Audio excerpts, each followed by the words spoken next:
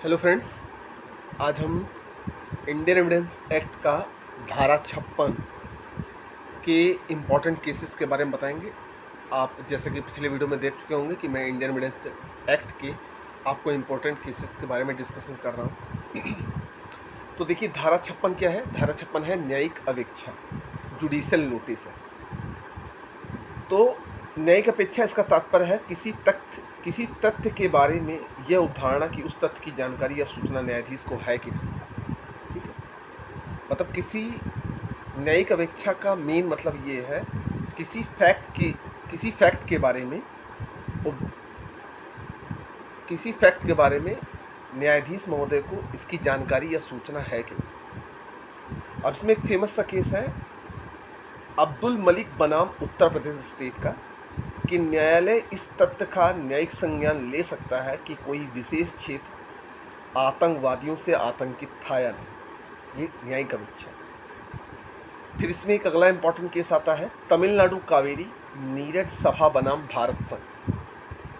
दो राज्यों के बीच में नदी जल विवाद के बारे में उच्चतम न्यायालय ने इस बात की संसूचना ली कि दोनों राज्यों में भिन्न भिन्न राजनीतिक मतों की सरकारें थी।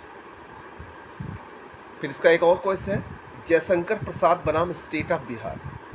न्यायालय इस तथ्य की न्यायिक अपेक्षा कर सकता है कि अनेक नेत्रहीन व्यक्तियों ने बड़ी शैक्षणिक उपाधि प्राप्त कर ली।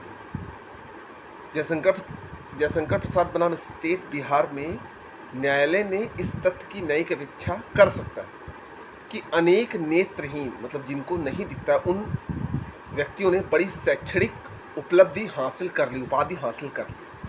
तो ये हमारे धारा 56 के इंपॉर्टेंट केस थे। अब बात करते हैं धारा 57, वे तथ्य जिनकी न्यायिक अपेक्षा न्यायालय को करनी है। 56 में था न्यायिक अपेक्षा और 57 में है वे तथ्य जिनकी न्यायिक अपेक्षा न्यायालय को करनी है। ठीक है, तो इसमें 13 विषयों को गिना गया। अब इसमें इंपॉर्टेंट केस क्या है? बीर सिंह बनाम उत्तर प्रदेश स्टेट। न्यायालय उन तथ्यों की न्यायिक अपेक्षा नहीं कर सकता जो धारा 57 में अंतर्विष्ट नहीं। इस केस में कहा गया कि धारा 57 के अंतर्गत 13 विषय हैं, उन्हीं के अंतर्गत न्यायिक अपेक्षा की जा सकती है, अन्यथा अदर किसी विषय पर न्यायिक अपेक्षा नहीं की जा सकती। फिर आता है ए ब्रह्मानंद बनाम अनिसाई बापूजी। 2011 सुप्रीम कोर्ट का वादा है कि साधारण रूढ़ियों की भी न्यायिक अपेक्षा की जा सकती है। जो सिंपल रूढ़ियां हैं उनकी भी न्यायिक अपेक्षा की जा सकती है। ठीक, अब इसमें धारा 58 है। धारा 58 देखिए क्या कहता है कि स्वीकृत तथ्यों को साबित करना आवश्यक नहीं। जो फैक्ट स्वीकार कर लिए गए हैं उनको साबित करना आवश्यक नहीं। तब इसमें इंपॉर्टेंट केस क्या है? महेंद्र बनाम सुशीला, 1965 सुप्रीम कोर्ट का वाद है। न्यायालय इस निष्कर्ष पर आया कि आवेदक से विवाह के समय प्रत्यार्थी गर्भवती थी। यह निष्कर्ष उसके अपने जवाब दावे में था। शपथ पत्र पर परीक्षण में दिए गए कथनों पर आधारित था। इसे स्वीकृत तथ्य माना जाएगा। अब इस व्यक्ति की जब शादी हो रही थी तो इसकी पत्नी गर्भवती थी और इसने वाद पत्र में इसको जाहिर भी किया।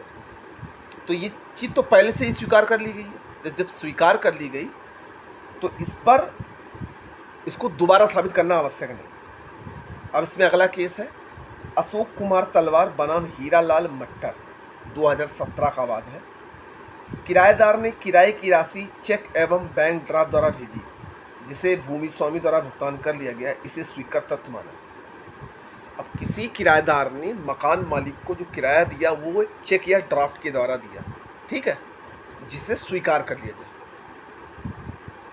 तो धारा 58 जो है वो केवल दीवानी मामलों में लागू होती है, ये आप ध्यान रखिएगा। तो इस वीडियो के अंदर हमने आपको धारा 57 और 58 के इम्पॉर्टेंट केस के बारे में बताया है। जैसा कि मैं हर वीडियो में कहता हूँ कि आप इनको बार बार देखिए, आपको केस भी याद हो जाएंगे। लेकिन डिपेंड करता है कि आपने कितनी बार देखा है, 10 बार, 20 बार, 25 बार। जितनी बार देखेंगे उतनी बार याद होगा। तब तक के लिए हम आपको नेक्स्ट वीडियो में मिलते हैं एक इम्पॉर्टेंट केस के बारे में। तब तक के लिए धन्यवाद।